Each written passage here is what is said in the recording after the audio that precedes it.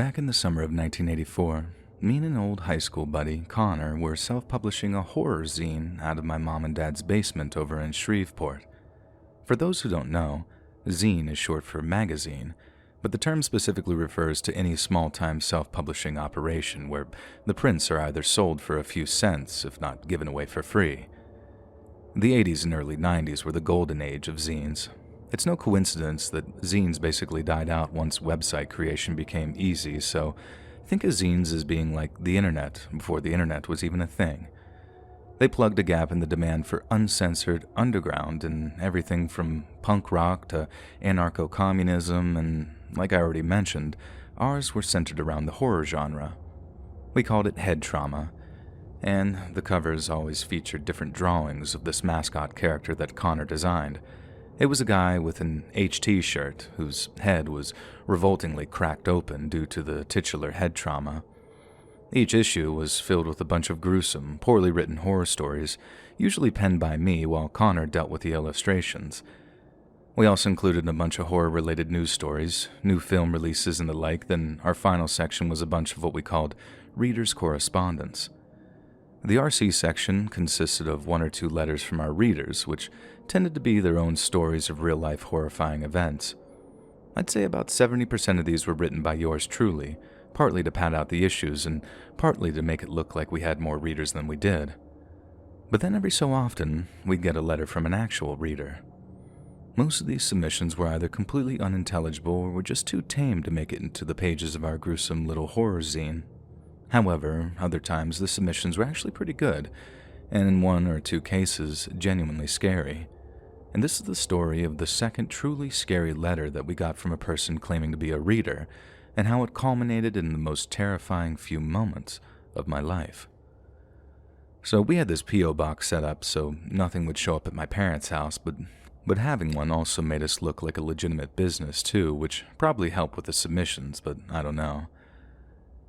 I'd check it maybe once or twice a month, never really expecting anything too special, but then this one time, I found something very unusual. It was an envelope, all creased and kinda grimy looking, and the address looked like it had been written by a 3rd grader with some broken fingers or something. I didn't even really want to touch it at first, at least not without a pair of sanitized surgical gloves. But in the end, curiosity got the best of me and I decided that I'd see what was inside. I opened the thing up, pull out this folded up piece of note paper, and the first thing I noticed is the squashed mosquito on one side. It was a real big skeeter too, glued to the page by its own dried up guts, and after flicking the thing off with a grimace and a shudder, I unfolded the page and got to reading. To this day, I've kept that letter pressed and framed like a trophy, so I can show you exactly what it said and in the exact way it was written too. And I quote, "Hello, HT. I like to read your comic books, but your story, Night Moon, made me very angry because it is wrong. You think you know about the world, but you were just a stupid kid. But be happy because I can teach you. I can teach you a lot of secret things if you want to learn them. All sorts of things, because I've been alive for a very long time. I'm a vampire. I don't care if you think I'm a liar. I know that I'm real and I can prove it. I've eaten nothing and drank only blood since October 31st, 1978, and this would have killed me if I wasn't a vampire. There are many other ways I can prove I am real, and when you believe me, I can answer any questions you got about what it's like to live like this. I put my phone number at the end of this letter and I want you to call me. I don't think you will because a kid like you would probably soil his pants if he saw the things that I've seen. Do or don't. It's your funeral." The Night Moon thing he referred to was just some dumb story that I wrote about vampires, and if you think the title is bad, you should have read the actual text. But at the end of the day, head trauma was just a labor of love. We kinda knew that it sucked, but it was kind of a thrill to leave copies in random places. It was punk rock, art terrorism, and we left copies as far as New Orleans sometimes. The point is that we had no idea where this guy had found out about us, and we also had no idea if he was even real or not. For all we know, it was one of our friends playing a prank on us or something. So me and Connor batted around the idea of just calling the number and finding out if the guy was actually genuine. We figured that at worst it was just a prank or the guy was just crazy. But on the other hand, it would make for a cool segment in our next planned issue of Head Trauma, which we were already behind on gathering content for. Even if I just recorded the guy's rants, wrote them up, and published them, if the stuff that came out of his mouth was anything like what he'd written, it'd make for some disturbing content. So, we gave him a call. Connor's stepdad was a big-time exec at some Lafayette-based construction company, and he had an old conference call machine that we could use to make a recording of the call. One night, when his parents were out, we set the thing up in Connor's bedroom and gave the dude a call. I was definitely expecting the guy to be some kind of head case, so when he actually picked up the phone and sounded semi-articulate, I was taken aback. The guy called himself Michael, and I swear from just talking to the guy you'd think that he was just your average Joe, working as an overnight supervisor in some warehouse out in the parish. Obviously, this was totally different to the way he'd written his letter, but when we brought it up, he apologized for his tone and lack of literary skills, admitting that he'd written it when he was particularly hungry, quote-unquote. Right when he says that word, me and Connor just shoot each other a look as if to say, here we go. Then I asked him exactly what he meant by hungry. Again, in a perfectly calm and well-spoken manner, Michael describes how his hunger is basically no different than that of humans. He gets hungry, just like regular folks do, and when he gets hungry, he had to eat. He eats breakfast, lunch, and dinner just like normal people, only he spaces his meals out through the night, not the daytime. He was also quick to add that he obviously couldn't just go around sucking people's blood, as the cops would be on to him in no time. Instead, he drank the blood of chickens, pigs, and cows, just about any kind of animal you can imagine. The whole time, me and Connor had been listening to the guy in what amounted to a state of disbelief. The first wave came when the guy sounded normal on the phone, but then the second came when we realized that this wasn't any prank. The guy wasn't some dysfunctional freak. He was a seemingly normal dude who just so happened to live as a freaking vampire. I say living as because there's no way in God's green earth that we believe this guy was actually a vampire, delusional or imaginative to the point where he thought he was, maybe, but an actual one, it's impossible. They don't exist. But just because vampires don't exist didn't mean this guy wasn't some gold mine of content, at least to me. He was talking like a schizo, no doubt, but it was an interesting schizo, especially when you thought of it as all just fiction. So I'm talking to the guy, while Connor is scribbling all kinds of ideas down and scribbles in shorthand doodles, and we talk about all sorts of stuff, basically detailing all of Michael's weird takes on vampirism and how Hollywood had gotten it all wrong. There's seriously way too many things to list, so I'll just get to the part that matters, which is when we circled back to the idea that his only sustenance was the blood of recently slain animals. Now, we knew that was impossible, because we had already asked around after reading his claim in the letter he wrote, and we found out that, yes, drinking blood would keep you alive for a while if you were starving, but only for a couple of weeks or whatever, as it's basically just all protein and very little else. It was basically a given that the guy was eating other stuff just to stay alive, even if he did deny it, but what did interest us was his claim that he drank like half a gallon of fresh blood in one sitting. Connor mouthed the words like nonsense at me, shaking his head silently at me from across the table, but I remember raising my hand as if to say, hold on, before I gently introduced Michael to the idea that we might need some proof that he was able to do something that would make most others puke. I expected him to act all flaky or to make some excuse as to why this was impossible, but no. Michael actually offered us an invite to his home so we could see for ourselves. Connor started shaking his head even harder at the idea of just driving over to some button-down psycho's house, so I replied by asking Michael if he'd be open to meeting up in a public place, albeit at night, of course. Again, we're surprised by how chilled he seemed about arranging a public meetup somewhere, and after agreeing to call us back if he needed to change the arrangement, we hung up after a pretty amicable goodbye. We'd landed our very own interview with the vampire. Now granted, the vampire was just a crazy guy, but he was a crazy guy who said he didn't mind us photographing him drinking copious amounts of blood. If this wasn't going to make for insanely good content for the zine, I didn't know what else would.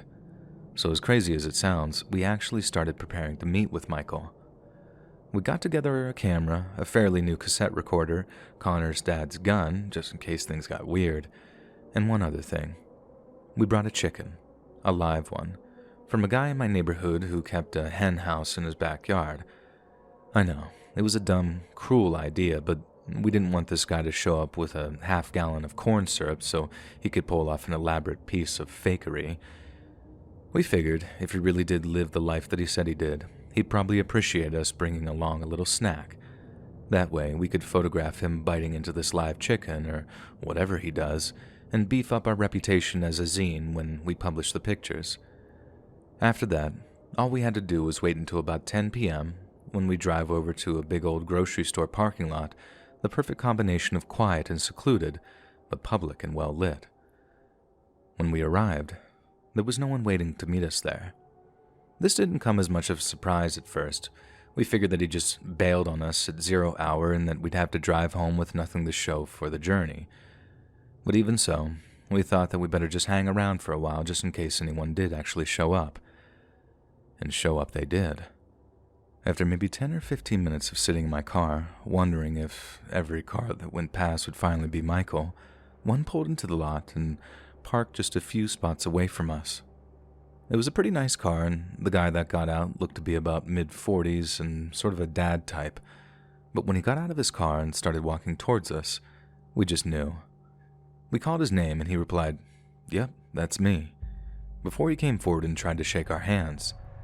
It's only when we got close that we saw just how skinny he was.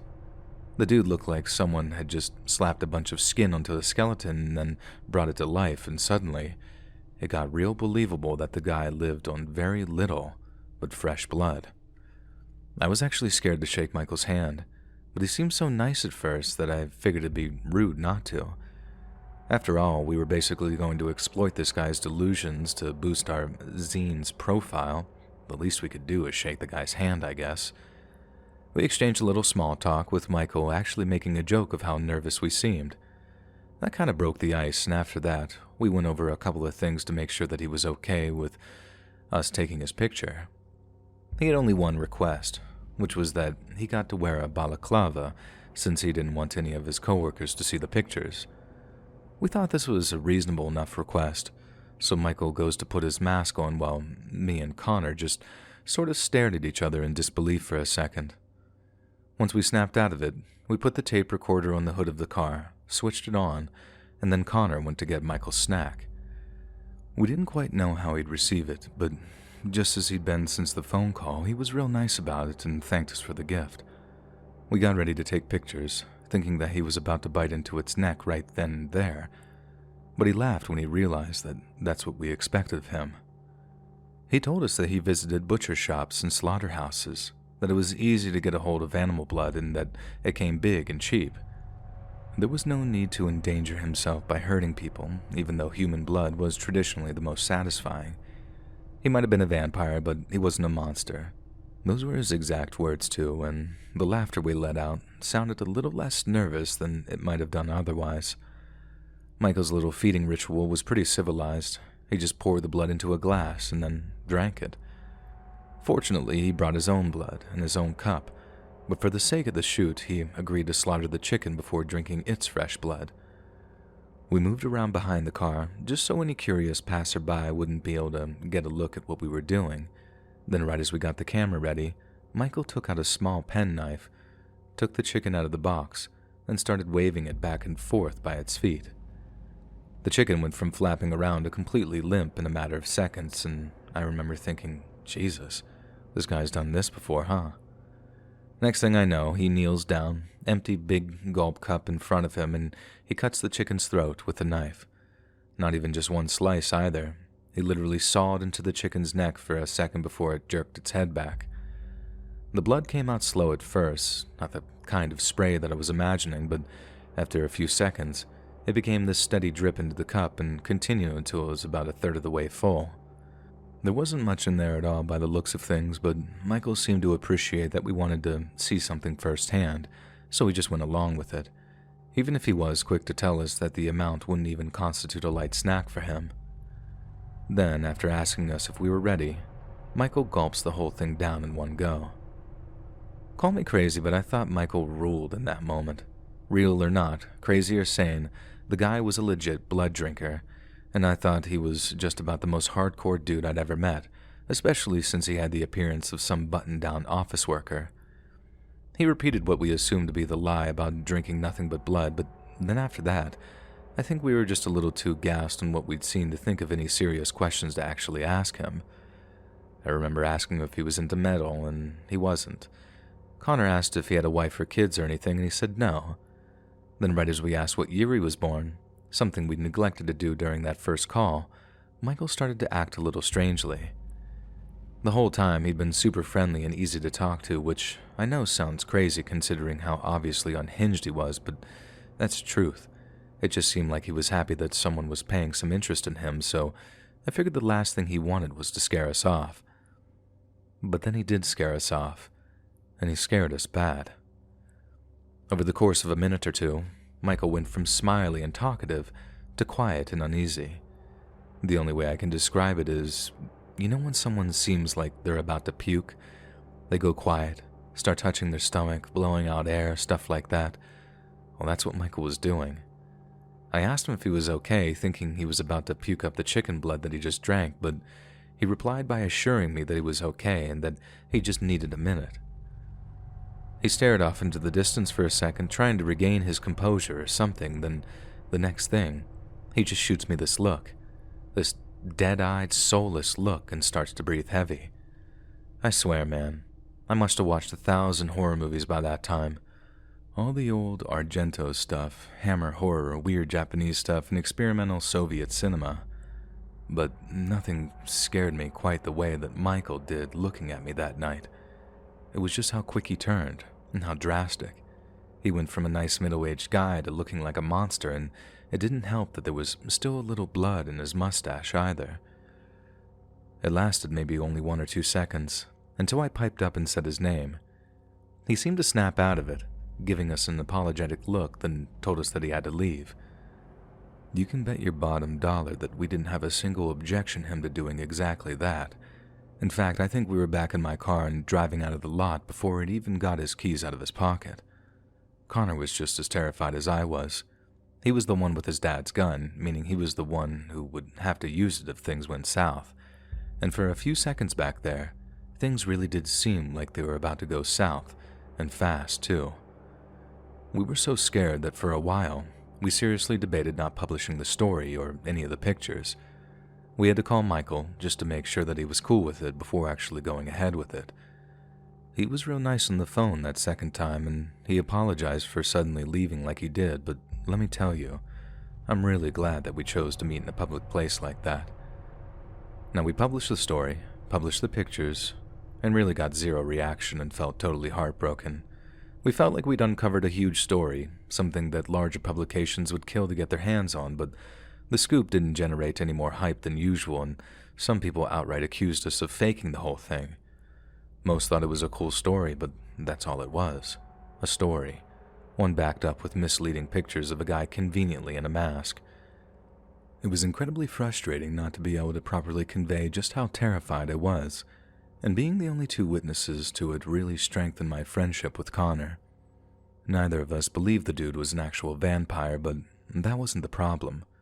The problem was that this dude believed that he was a vampire enough to actually want to drink our blood.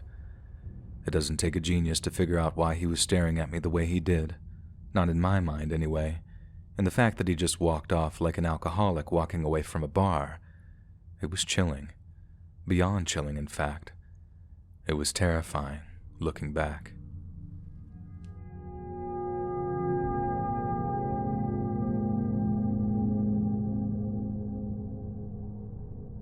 I have quite an unconventional IT job, and it means that I work from home, but it also means that I work nights. So on this cold February night a few years back, I'm working away when I heard the stuff on the coat rack in the living room rattle like it does when the door opens. I thought it might be my cat climbing on the coats as she normally does when she's got an attack of the zoomies, and I went to take her down before she ripped up my new nice jacket. However, instead of finding a cat climbing things that she knows she's not allowed on, I was greeted by the sight. of a complete stranger. He demanded to know where his stuff was, and after me insisting for about 5 minutes that I have no clue who he was, he started threatening me. My phone was in my room, and I wasn't willing to turn my back on this guy because I just had this gut feeling that he was going to go for me. He seemed like he had had a bit too much to drink, probably a bit of something else too, because he went from 1 to 100 in terms of aggression, and the fact that he'd somehow gotten into my flat just scared the bejesus out of me. I literally had no idea what was going on, and that's when I was saved by an umbrella. For Christmas that previous year, my girlfriend had gotten me this really swanky umbrella with a handle that looked a lot like that of a Japanese katana.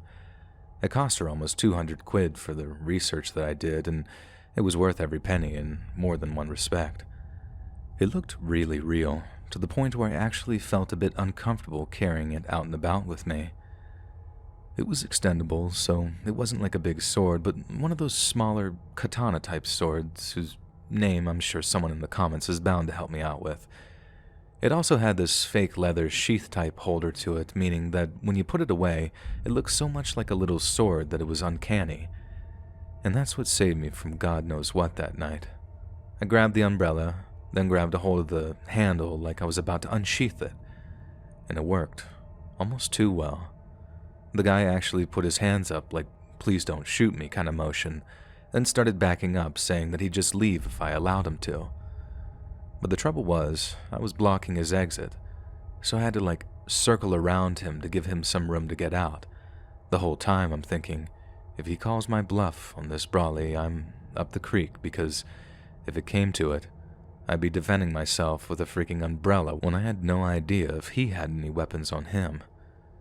Luckily, he didn't, and with nothing but a bloody umbrella, I forced the guy out of my flat and slammed the door. After that, I ran to my bedroom, which doubled as my office back then, and I called the police. To this day, I have no idea how he got into my flat.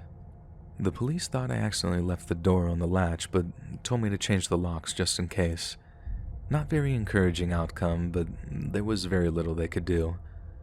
They never caught the guy, so I still don't know why he was in my flat, if there was an actual malicious reason, or if it was all just some weird mistake. It still bugs me, to be honest, and I always double-check when I close my front door at night, just in case it really was just a daft mistake that led me to one of the scariest encounters of my life.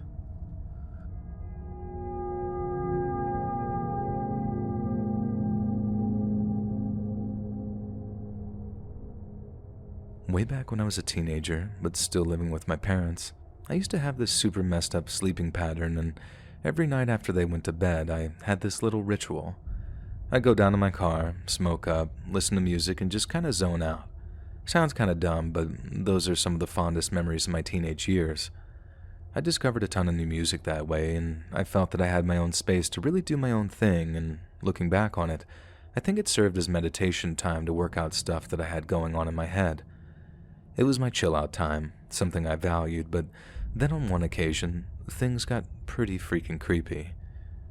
Everything was quiet as I decided on the next CD to play when, out of nowhere, I heard what sounded like leaves crunching outside. My car is facing the inner wall of the garage, and the actual garage door was only half closed because it used to get stuck if you shut it all the way. So when I looked in my rearview mirror, I could just about see this pair of legs coming up the driveway. The motion-activated floodlights in the garage did not illuminate since the door was half closed, but still this person keeps walking up our driveway. Since it was quite a long driveway, I had time to quickly and quietly head back inside and go up to the kitchen where I could get a view of the front door. It was still quite dark, but I could make out the shape of a person standing at the front door. They stood there for a moment, not doing or saying anything, just staring at the door like they had X-ray vision or something. Obviously, this was extremely creepy behavior for a quiet suburban neighborhood at 3 a.m., and I'm in no mood to mess around and find out. So I reached for my phone and I just called 911, but after waiting for another minute that felt like an eternity, the person turned around and walked away, back down the driveway and into the street, being careful to avoid the only streetlight. Before the police had arrived, he was gone. They started to search the area but found no one. One officer came to ask questions and get a description, but it was so dark that I couldn't make out anything useful. And to this day, I still have no idea why this happened.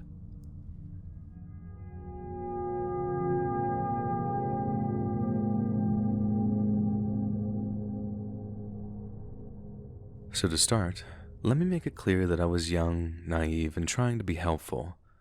I was working a night shift at a customer service job when I was about 19.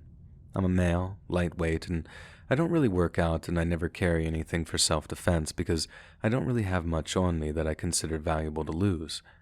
I also didn't think much of it. I believe it was a weekend and there were quite a few bars nearby, so I wasn't concerned about being robbed, to be honest. So I got off at about 2 a.m. and I'm working in Syracuse, New York. Someone came up to me after I got into my car and asked if I had a lighter. I just politely explained that I didn't, and so he asked if he could hitch a ride right down the street, and for whatever reason I thought, sure, why not? I was kind of bored and wanted to see where this would take me, and in hindsight, this was incredibly stupid. Well, down the street about a quarter mile, this guy asked me to pull over and he gets out of the vehicle. It becomes clear that this guy is homeless. He walks over to the bus stop and takes out a makeshift cigarette and lighter from a hiding spot that he made and walks back over to the car and asks for a ride back since he didn't have any transportation. At this point, I said screw it. Again, I have no clue why I was stupid enough to go along with this. So he gets back in, I drive down the road, and he asks me to stop and pull over so he can get out. He was actually pretty chill up to this point, and we had some cool conversation. But as soon as we pulled over, he just kind of stopped being cool and just stared straight. He wouldn't say a word. Immediately, my heart sank and I thought I was dead. I just looked over at him and asked if he was good a few times, then said have a good night, I gotta get home. Whatever episode he was having, he seemed to snap out of and said thanks and got out of the car. I'm like 80% sure that if I panicked, he would have escalated it and attacked me. He just had that look like he was about to do something awful but couldn't muster up the courage to do it. And I like to think that me being personable enough kept him from doing it. Or maybe he just couldn't see anything of value. Now I just have a no-hitch policy. It seems kind of messed up, especially since I can honestly say that I was at fault here. But since then, I just don't feel comfortable giving rides to strangers.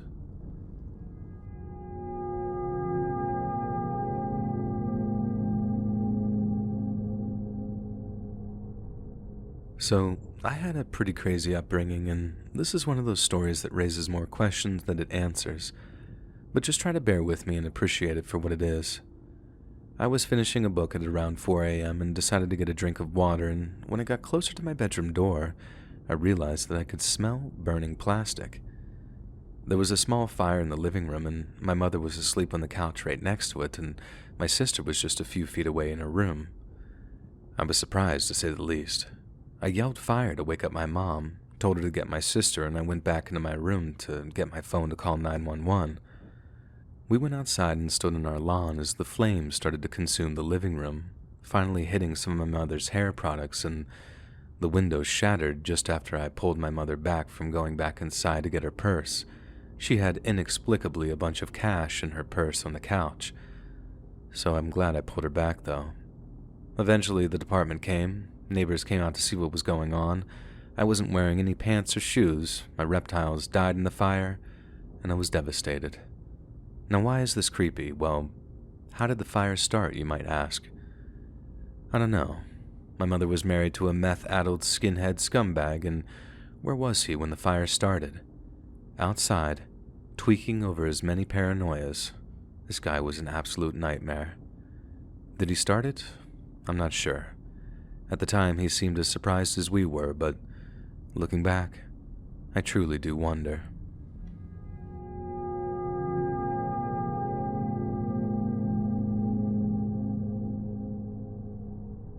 About 25 years ago, my sister and I were driving on a normally busy road, but it was late at night and was deserted. We could both see something flapping on the road up ahead.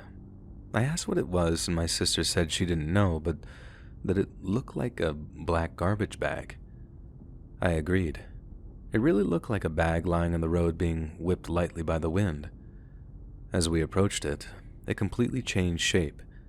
It went from being quite flat and small to morphing into a fully grown man on a bike. He was just standing there in the middle of the road with his bike. We pulled alongside and asked if he was okay, and he just nodded but didn't speak, and then we drove off.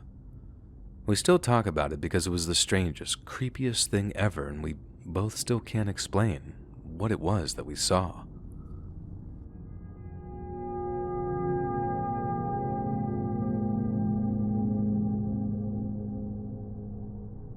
Many years ago now, I was driving home from base one night along a dark stretch of desert road, and I was talking with my wife on the phone. It was a little ritual that we had every time I got to leave, to kill a little time and get a head start on planning our quality time together, and this one night in question, there was nothing but a lone motorcycle ahead of me. Seeing as we were in the middle of the Mojave, the road we were on was generally straight, but had some unpredictable curves because of the road loosely following a broad wash and lake bed. The person ahead of me was going between 70 to 80 miles per hour and seemed generally familiar with the road. But then, they just sailed straight over the edge of a 45 miles per hour curve going about 80. I made some reactive, horrified sound and hung up with my wife. I immediately pulled over, called 911 and put them in my pocket, caught my trauma kit and put on my gloves. I'm an Army medic, so I was able to give the dispatcher way more detail as I explained what had happened when I stepped over the bank and see, to my surprise, not a crumpled body, but a young guy, mid-20s, picking himself up off the ground about 75 feet ahead of me and 15 feet below. He'd been launched from the motorcycle, which was in terrible shape about 30 feet from him. I told him to stay still and went through a quick evaluation. And he was basically fine, but super rattled, ended up having a broken collarbone and a mild concussion. Now, it wasn't a ghost story, but I was absolutely certain that I'd just seen a person die, and was completely shocked to find him in fine form, if a little shaken up. I still call it the Mojave Miracle when telling people about it because, although I'm not a religious man, I think that's about as close to a miracle as I'm ever going to witness.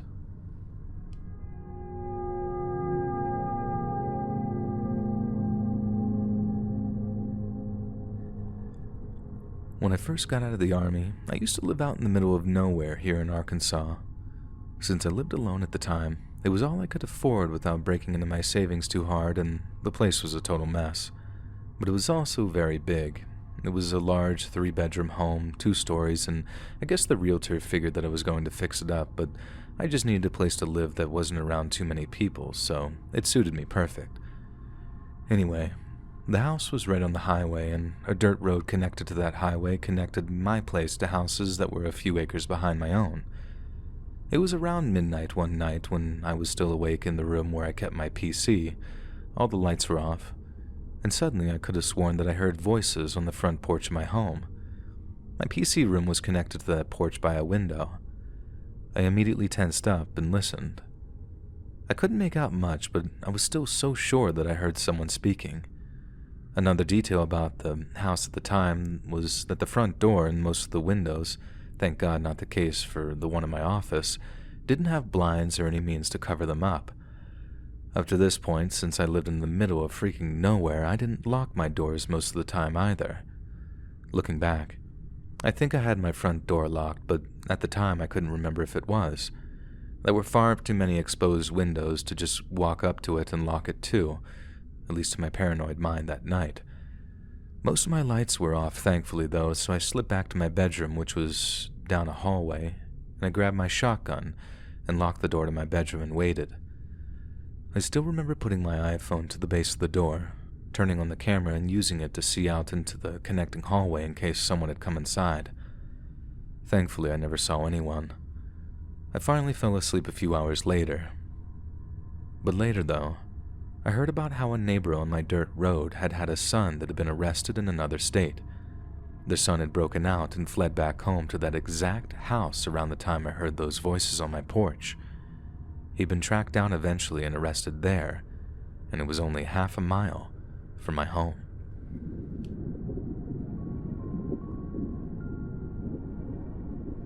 Click the join button to become a member today for exclusive content. So call me weird for doing this, but back when I was a kid, I used to have this weird ritual sometimes when I was finding it hard to sleep. I'd go to my bedroom window, look out into the night, and just kind of absorb how peaceful and dark it all was. I'd tell myself something like, everyone else is sleeping, and you should be sleeping too. And then I'd count off all of our neighbors saying how they were asleep, and then I'd count off a bunch of animals and tell myself that they were probably asleep too. After a while of doing that, I'd get drowsy enough to actually slip back into bed and fall asleep, but then this one night, I saw something that had me running to my parents' room in pure terror. So like I said, I'm looking out the window doing my thing when all of a sudden, I see someone jump the fence to our backyard. It must have been a person because it was way too big to be an animal, but the way the person moved was just sort of unnatural. Looking back on it, they were probably some kind of criminal or something, maybe someone actually being pursued by the cops or whatever. But seeing them slither through our backyard with nothing but moonlight to illuminate them, they seriously looked like some kind of nightmare creature. The person made the motion with their head that they were looking around frantically, then they hid behind a bush. I just remember being petrified that they were going to attack our house. For what seemed like an eternity, they stayed there, probably just listening out for signs of the cops. Then after a few more minutes, they moved closer to our house, then disappeared into the darkness. And that's when I freaked out. I bolted to my mom and dad's room, wailing about how a monster was coming to get us. They just thought it was a nightmare. But when I insisted that something was outside trying to get in, I remember my dad just changing his demeanor totally. He grabbed an old Louisville Slugger out of the bedroom closet, then marched down the stairs to face whoever it was.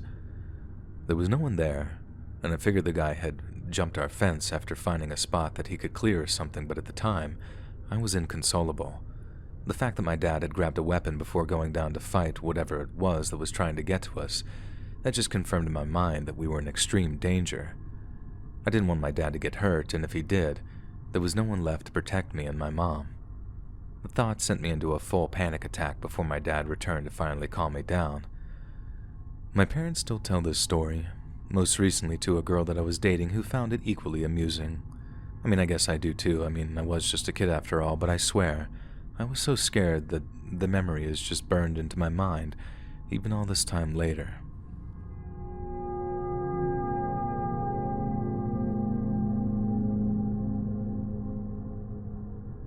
Now, a bit of background.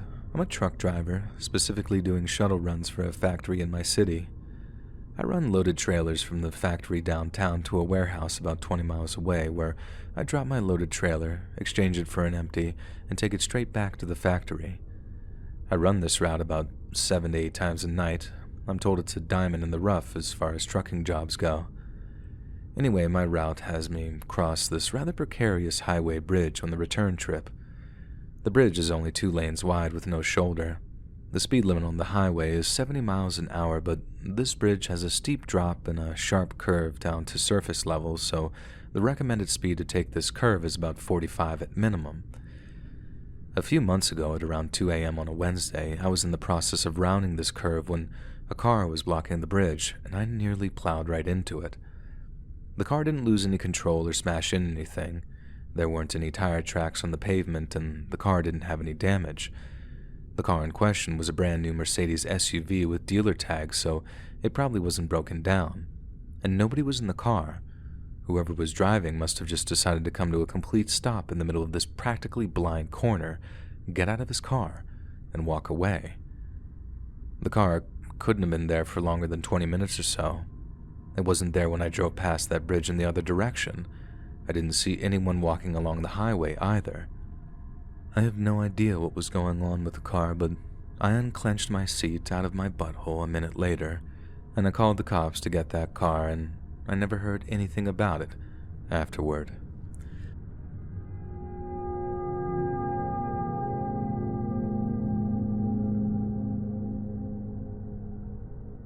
So way back when I was still living with my mom and dad up in Idaho, their place was out in the sticks, meaning that I used to have to drive a good 20 minutes just to get to a county-maintained road, and after that, I'd have to drive another 40 minutes into the city to go to school and work.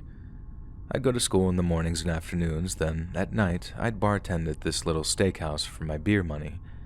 Shifts tended to run well past 11, and then we'd have to break down and clean everything, so it wasn't unusual for us to clock out at about 12:30 or 1 a.m.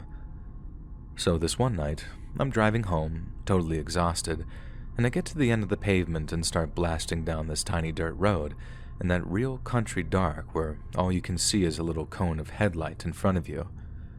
Scrub brush and grass make this sort of wall on either side of the road, so it's like driving down a little chute of scraggy little branches. And I'm coming around this corner when, suddenly, I spot something in the road ahead of me. I slam on the brakes and shoot this wall of dust out ahead of me, but through the dust, sitting centered in the beam of my headlights, is this white, hunched-over figure. It has long legs and haunches like some type of jackrabbit, but it's a good 4 feet high and kind of lumpy, like an illustration from those Scary Stories books, if you remember those. Needless to say, I'm just about scared to death, completely rigid in the driver's seat, trying to work out what in God's name I'm looking at. It kind of rocks back and forth a little bit, then shivers, and the way I'm looking at this thing, the way it's shaped, makes no sense at all. I stare at it for a good minute, just idling in the middle of this road, trying to make some kind of story to myself to explain what I'm looking at, but I'm completely stumped. Slowly, I start creeping the car forward, and as I'm getting close enough to see the shapes of its muscles and the shine of its fur, the thing hops up. The part I thought that looked like a head with a long ear stretches up, suddenly changing its whole shape like the creature of the Thing movies. I remember letting out some kind of scared cry, probably a lot more female sounding than I'd ever be comfortable admitting. Still nearly invisible, except for its white striped legs and underbelly, what turned out to be a huge jet black bull that had been sitting on the edge of the road stood up, showing part of its body that had been hidden behind folded black legs and staggered off into the bushes to find a spot to sleep where people weren't blasting it with high beams. Yes, I know what you're probably thinking, and yes, I felt like an idiot later, but in the moment, where it was rising up like something unfolding itself, I swear that was probably the most terrified I'd ever been in my life. I had no idea what I was looking at. I was exhausted, and my eyes were already playing tricks on me because of the dark. It was just this perfect storm to make me think that I was looking at some monster that was about to lunge for my car or something. I've always been extra careful driving at night, and it goes back to that night in the early 2000s. Take care driving in the country at night, folks. It's a whole other ballgame out there.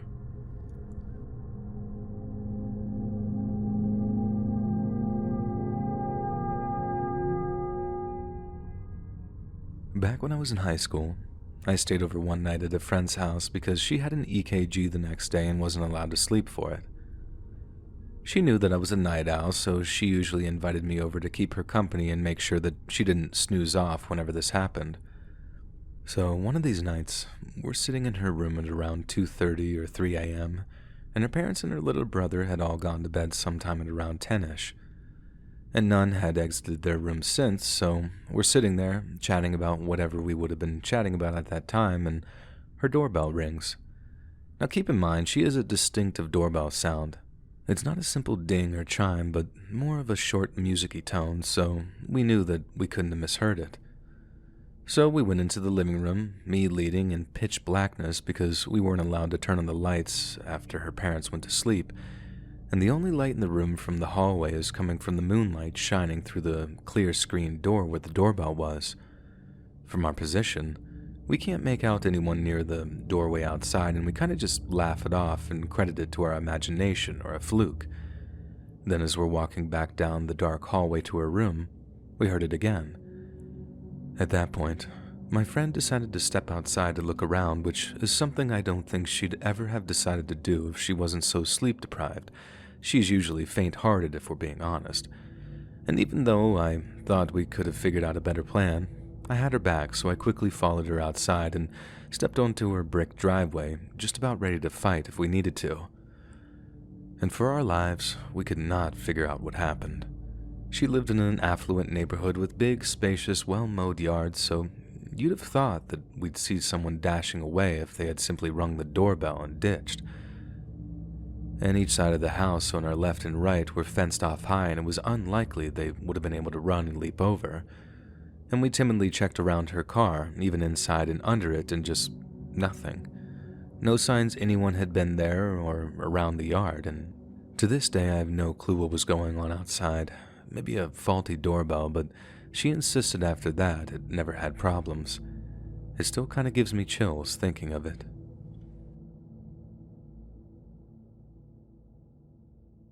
Hey friends, thanks for listening. Click that notification bell to be alerted of all future narrations. I release new videos every Monday, Wednesday, and Friday at 7 p.m. EST, and there are some super fun live streams every Sunday, Tuesday, and Thursday nights. If you got a story, be sure to submit them to my subreddit r/LetsReadOfficial, and maybe even hear your story featured on the next video. And if you want to support me even more, grab early access to all future narrations and bonus content over on Patreon, or click that big join button to hear about the extra perks offered for the channel. And check out the Let's Read podcast, where you can hear all of these stories in big compilations and save huge on data, located anywhere you listen to podcasts. All links in the description below. Thanks so much, friends. And remember, not all stories have a happy ending.